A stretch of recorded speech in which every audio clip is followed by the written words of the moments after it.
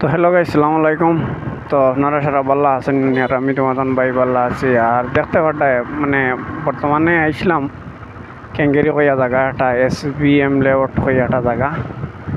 তো এটা একলে গাঁও এরিয়া পুরা গাঁও এরিয়া। আর মানে ঔজাত মেঘ দিছে, আমি দমলুয়াত আসলাম এখানো। আর বর্তমানে আমি রোয়ানা দিলেইছি আর কইয়ার জায়গা হইয়ার যায় গিয়া হ্যাঁ আওয়াজও কি পর্যন্ত গাঁও এরিয়া হ্যাঁ দেখতে পাঠায় হ্যাঁ আওয়াজও মানুষের কাটা খেলাইতে।